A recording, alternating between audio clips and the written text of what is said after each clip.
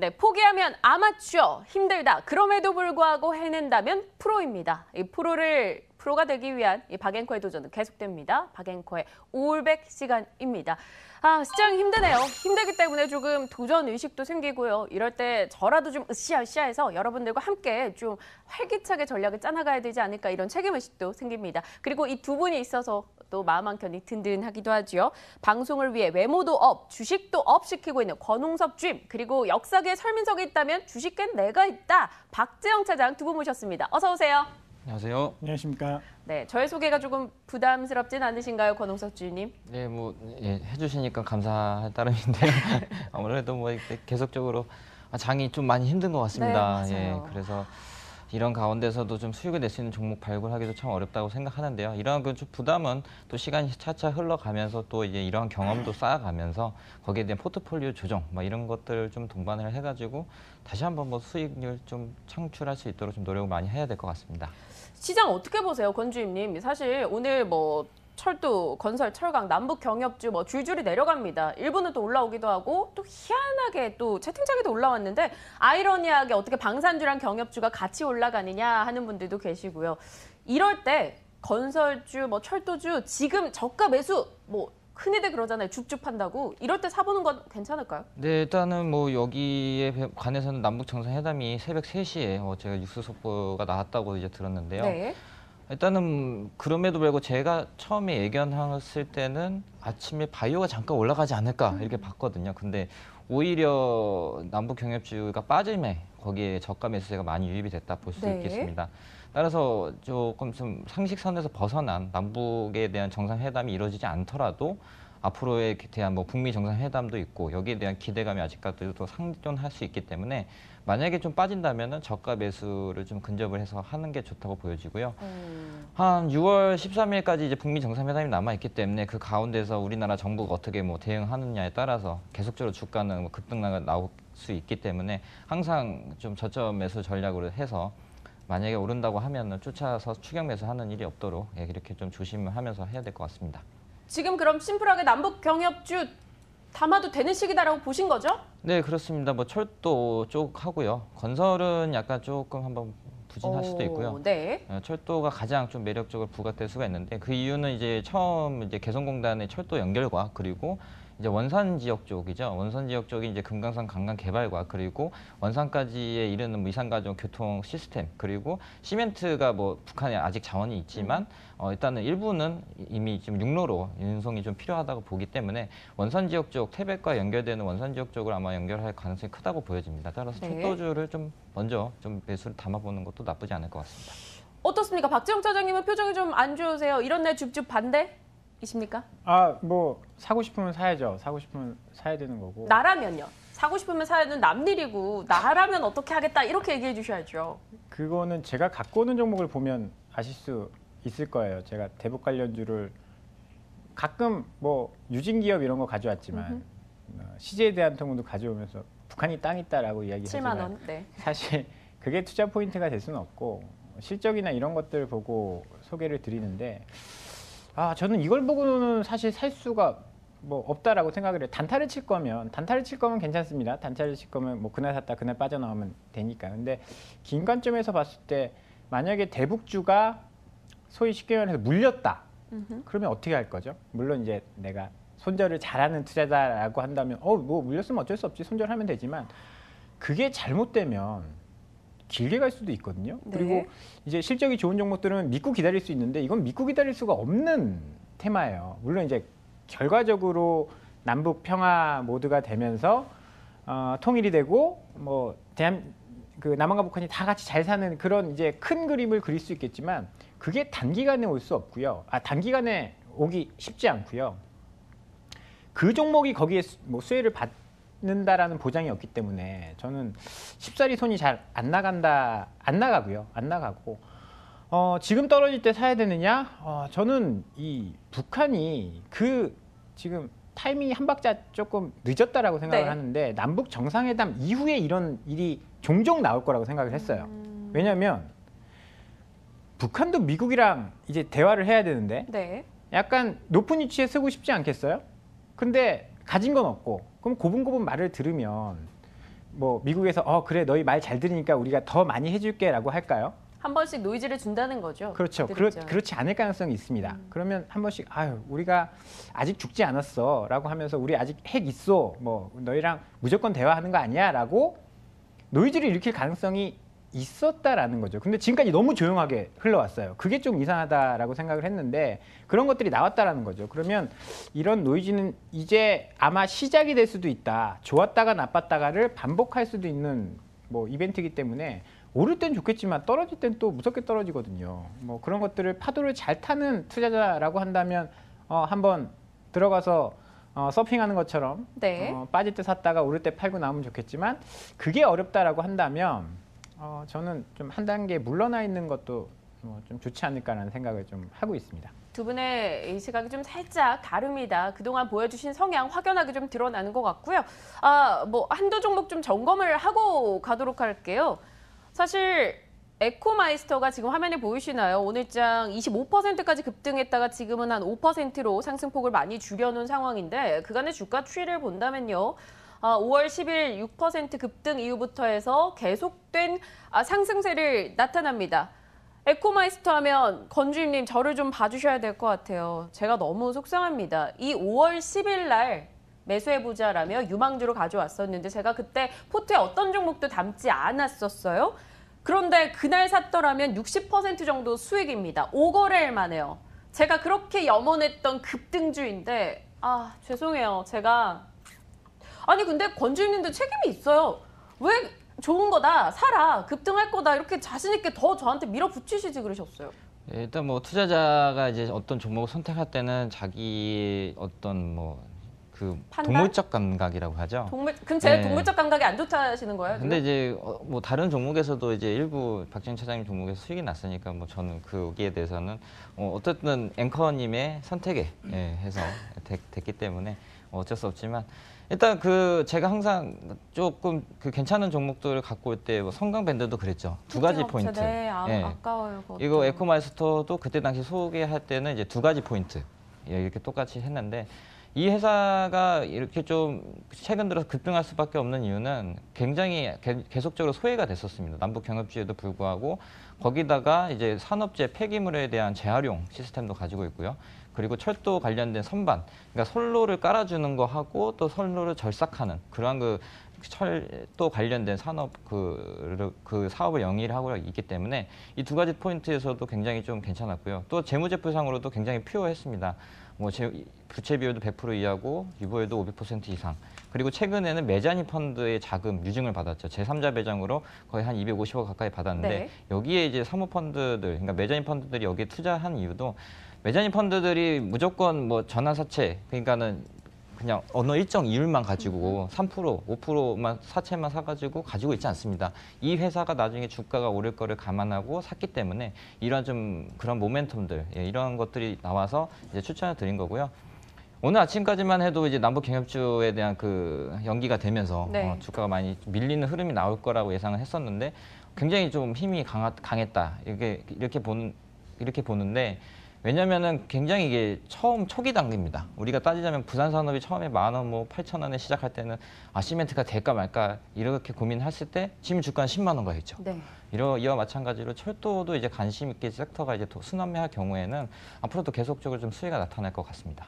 좋습니다. 그렇다면 오늘 종목 얘기들 좀 나누다가 시간이 된다면 남북경협에서 지금 철도주 매수해도 괜찮다 이야기하셨으니까 철도주도 제가 또 한번 질문을 드려보도록 할게요. 일단 오늘 두 분이 가지고 오신 종목을 좀 확인을 해보겠습니다. 두 남자의 종목 열어보겠습니다.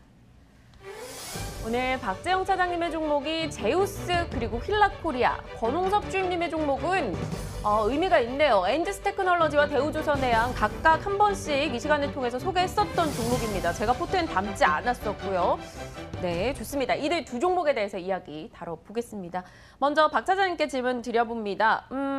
이름은 좋죠. 제우스, 그리스 신들의 신. 근데 뭐 토론창 보니까 이름값 못한다 이런 얘기도 있던데요. 그렇죠. 굉장히 실적이 좋음에도 불구하고 주가는 그 반대로 가고 있습니다. 오늘도 주가가 엄청 빠지는데요. 이 회사가 실적 발표했는데 실적이 엄청 좋게 나왔어요. 역대 최대 분기 실적 나왔는데 아무래도 시장이 좋지 않다 보니까 아이고 무슨 반도체냐 대북 테마에 가서 뭐 좀 낮을 때 사서 위에서 팔아먹고 나오다 단타치자 뭐 이런 그 움직임들이 많다 보니까 네. 실적이 좋은 종목들도 주가가 좀 많이 떨어지고 있는 것 같습니다. 이 회사가요 반도체 장비, 디스플레이 장비 여기에 이제 4차 산업과 관련된 제품까지도 이제 판매를 하고 있습니다. 자기네들이 만드는 건 아니고요. 이제 도매로 판매를 하는데 반도체 장비는 시각 쪽, 그다음에 LCD 장비는 LG 디스플레이랑 중국 쪽 BOE 쪽에 납품을 하고 있고 4차 산업은 뭐냐? 4차 산업은 이게 진공 펌프를 만드는데요. 진공 펌프는 공장 자동화에 필요한 부품입니다. 자기네들이 직접 만드는 건 아니고요. 산쿄, 파나소닉사의 국내 독점 판매를 대리점을 맡고 있습니다. 네. 최근에 수요가 많다 보니까 이쪽에서도 실적이 굉장히 좋을 것으로 보이고 있고요. 2001년부터 디스플레이 장비했고요. 2007년부터 밸브 사업, 2009년도 반도체 사업에 뛰어들었습니다. 업력도 꽤 있는 회사고요. 이 반도체 장비 같은 경우에는요. 삼성 매출 비중의 80%는 삼성전자에 납품을 하고 있습니다. 삼성과 굉장히 끈끈한 관계를 가지고 있고 이제 시각 장비, 세정 장비이기 때문에 계속 수요가 있습니다. 삼성 캐펙스가 많아진다라고 한다면 제우스의 반도체 쪽 실적도 좋아질 거고요. 최근엔 하이닉스와도 거래를 텄습니다. 그러면 더 커질 반도체 사업은 더 커질 가능성이 있고요.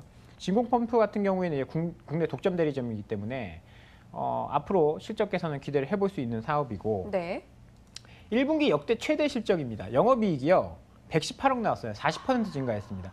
이 회사 시총이 1,600억, 지금 좀 빠져서 1,700억에서 좀 빠져서 1,600억대인데 올해 예상으로 한 400억 정도 이상 나올 것 같아요. 뭐 산술적으로 보더라도 1분기 비수기인데 뭐 1,100, 그러니까 118억이 나왔다라고 한다면 실적이 계속 늘어나고 있는데 네. 올해 기준으로 밸류에이션을 보면 PR이 5배 미만으로 뚝 떨어져 있는 상황이거든요. 그런데 주가는 바닥이다. 사실 이유가 있겠죠. 뭐 여러 가지 따져봐도 몇몇 개 이유를 찾아본다면 얘들이 디스플레이 사업을 하고 있기 때문에 LCD는 이제 끝이잖아요, 사실. 이제 OLED 넘어가는 단계이기 때문에 그리고 이제 국내에서는 이제 좀 LG 쪽보다는 중국의 BOE나 이런 쪽으로 산업이 넘어가고 있는 상황이어서 좀 디스카운트를 받고 있는 것 같은데요. BOE와도 거래를 하고 있습니다. 그러면 실적이 이렇게 좋아지고 밸류에이션이 이렇게 쌓으면 관심을 좀 가져봐야 되지 않을까라는 쌀 때 좀 살 수 있는 기업이다라고 생각을 해서요. 어닝 서프라이즈가 나온 제우스를 오늘 소개를 좀 드려보도록 기존의 하겠습니다. 박지영 차장님 종목들이 보여줬던 차트 모양과는 조금 다릅니다. 지금 시점을 노려서 좀 싸게 사보자라는 포인트가 좀 맞춰져 있는 것 같아요. 어닝 서프라이즈를 내기도 했고요. 근데 기관이 계속해서 매도를 하고 있어요. 수급적인 거 이런 건 좀 부담이 안 될까요? 외국인과 기관이 동시에 팔고 있는데요. 이런 부분들은 사실 좀 부담이 되죠. 최근에 기관의 흐름을 보면 기관이 반도체나 실적 좋은 종목들을 그렇게 탐탁치 않아 하고 있는 것 같습니다. 왠지 모르겠는데 계속 매도가 나오고 있어요. 이런 부분들이 좀 부담이 되고 있긴 하지만 실적 발표하고 오늘 수급이 어떻게 나올지를 좀 저는 두고 봐야겠어요. 이 네. 부분 뭐 기관 수급은 오늘 당장이라도 바뀔 수 있는 거거든요. 이 부분이 실적 보고 개선이 된다라고 한다면 지금 이러한 주가 평가를 받을 만한 요인은 없다라고 판단을 하고 있고요. 기관 수급도 좀 눈여겨봐야겠습니다. 네, 좋습니다. 제우스, 권주임님이 계속 이 얘기 들으시면서 끄떡끄떡하고 계셨는데요. 기존에 뭐 제우스에 관심 있으셨던 거예요? 제가 끄떡끄떡한 이유는 추임새였고요.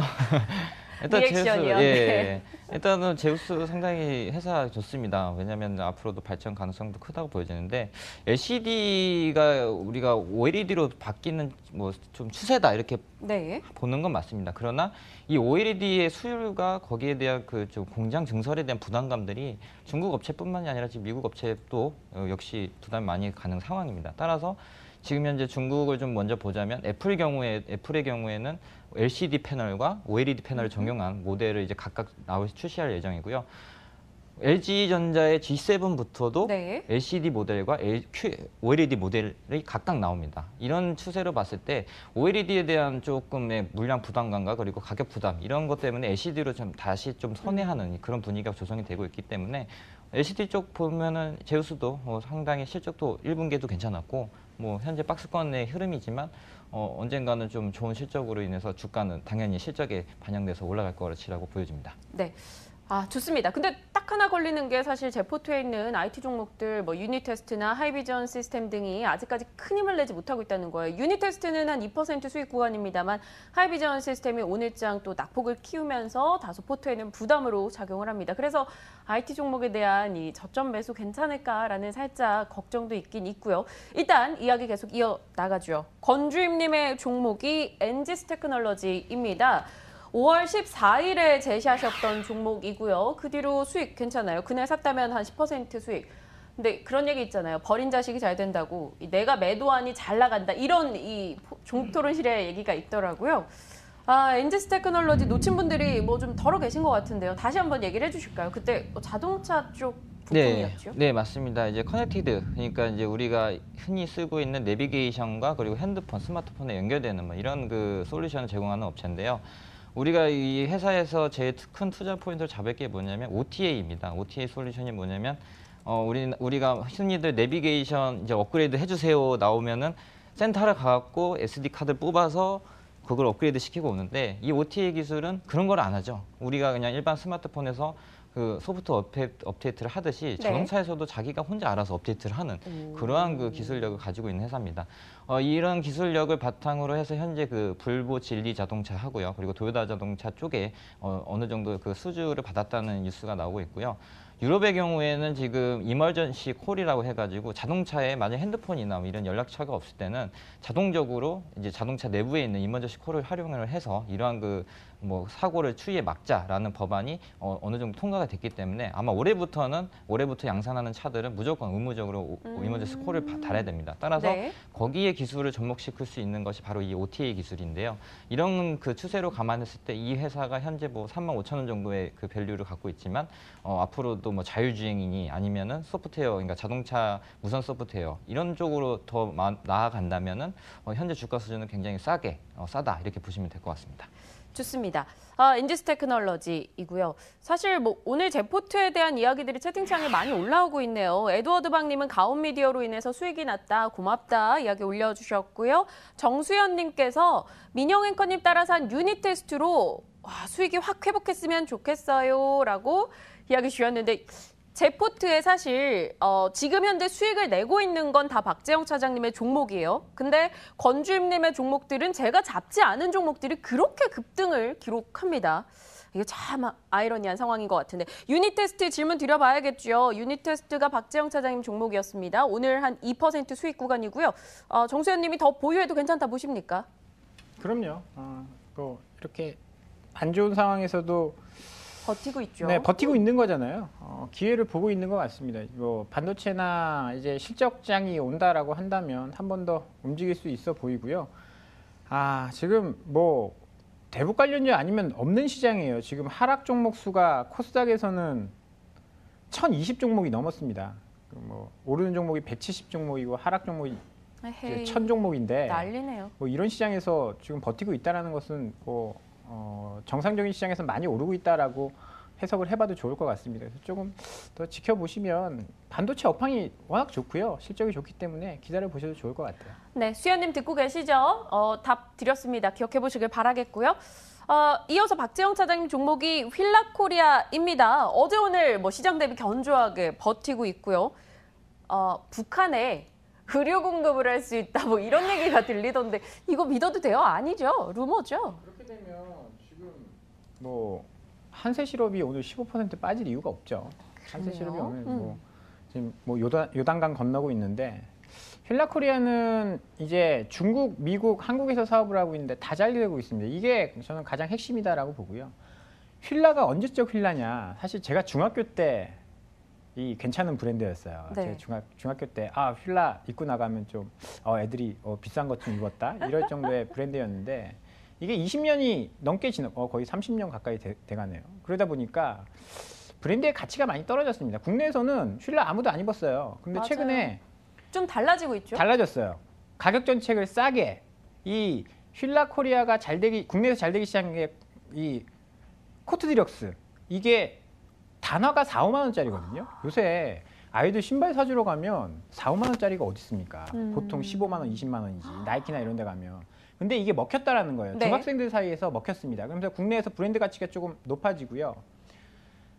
중국에서 미국 얘기부터 좀 하죠. 미국이 굉장히 중요한데 아큐시네트라는 굉장히 큰 골프 회사를 인수를 했습니다. 저희 조금 속도를 내긴 해야 돼요. 근데 네. 이야기는 재밌으니까 빠르게 재밌게 해주세요. 아큐시네트가 작년에 실적이 안 좋았는데 하반기부터 실적이 돌아나오기 시작했어요. 그러면서 주가가 많이 올랐거든요. 연결로 적용이 되는 쉴라에도 실적 도움이 되고 있습니다. 중국도요. 안타스포츠와 조인을 해서 중국에 진출을 했는데 국내에선 저가 브랜드지만 안타스포츠가 굉장히 큰 유통망을 가지고 있거든요. 고급 브랜드로 유통을 시키고 있습니다. 그래서 안타스포츠와의 조인트 벤처 그 지분 가치가 굉장히 높아질 것이다라는 분석들이 나오고 있어요. 네. 그러면 한국, 중국, 미국에서 다 잘 되고 있거든요. 최근에 주가가 올라가는 것 이유가 있다라고 설명을 좀 드려보겠습니다. 이미지가 바뀌고 있습니다. 박재영 차장님이 중학교 시절에 입었던 그런 아재 느낌이 사라지고 최근에 조금 젊은 층이 선호하는 느낌이 올라오고 있는데 혹시 박재영 차장님 조다시 청바지도 아세요? 알죠? 조다시 알죠? 말 그림 그려져 있는 거 아니에요? 하이드로 파스칼님의 나이 연배가 좀 대충 나오는 것 같아요. 지금 채팅창에 조다시 청바지 내가 중학교 때 입었다 이렇게 쓰셨는데 저는 모르거든요. 저랑 동갑이시니까 권홍수 주임님도 모르시죠? 저는 처음 듣는 브랜드입니다. 뱅뱅 조다시 몰라요? 뱅뱅? 네, 몰라요. 잘 저기 강남인가 뱅뱅 사거리 그런 것도 그건 있잖아요. 아는데. 네, 그게 청바지 이름이에요. 갑자기 뭔가 여기 선이 하나 그어지는 느낌이 살짝 드는데 근데 일단 뭐 종목 얘기로 돌아가죠. 권주임님의 다음 종목이 대우조선 해양입니다. 네. 오늘 뭐 초대형 운반선 수주도 있었고 실적도 나름 괜찮았다라고 하는데 네. 뭐 이 정도 이슈 나오면 급등을 해줘야 되는데 시장 때문일까요? 네, 오늘 이제 시장이 굉장히 안 좋습니다. 이제 아침에 이제 대우조선의 경우에는 거의 한 4% 이상 급락하는 차트가 나왔었는데요. 좀 약간의 이제 호실적이 이제 뉴스가 나오면서 좀 거기에 대한 하락분을 좀 올렸다 이렇게 보시면 될 것 같습니다. 그럼에도 불구하고 좀 이 조선업황을 계속 봐야 되는 이유가 뭐냐면 성강밴드뿐만이 아니고 계속 조선주 관련된 종목들이 계속적으로 야금야금 올라가고 있습니다. 이러한 것들을 하루라도 빨리 사야 된다는 좀 그런 투자 원칙에 의해서 어느 정도에 한번 사보는 것도 괜찮지 않을까. 오늘같이 빠지는 날에 뭐 해서 오늘 조정 준다면 22,400원 정도 매수를 해볼만 하지 않을까 해서 가져와 봤습니다. 네, 좋습니다. 사실 뭐 제가 놓쳤으나 급등하는 종목들이 요즘 많이 눈에 띄는 것 같아요. 두 분이 그만큼 고심해서 종목들을 가져다 주고 계시고요. 저는 놓쳤으나 방송 보시는 분들, 여러분들은 또 저와 또 반대되는 선택을 하셔서 수익을 또 극대화시켜 나가고 있었으면 좋겠다라는 생각이 간절히 듭니다. 일단 두 분의 종목을 각각 들어봤고요. 제우스, 휠라코리아, 엔지스 테크놀로지, 대우조선 해양이었습니다. 일단 오늘 저는 좀 포트에 조정이 필요할 것 같은 게 큐렉소입니다. 사실 어제 매도하려고 했었는데 조금 어제 반등이 나오는 듯해서 냅뒀더니 오늘 또다시 손실폭을 조금 키워나가고 있다는 생각이 들어요. 사실 권주임님께서는 지속적으로 그냥 매도하고 다른 기회를 잡아보자 이야기 주셨는데 박재영 차장님 어떻게 보세요? 큐렉소. 이게 너무 놀라신 거 아니세요?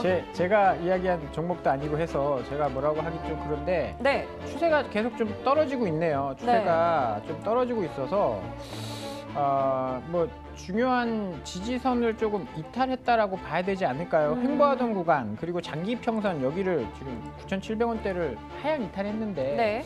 그러면 일단 대응은 좀 해야 되는 타이밍이 아닌가 싶습니다.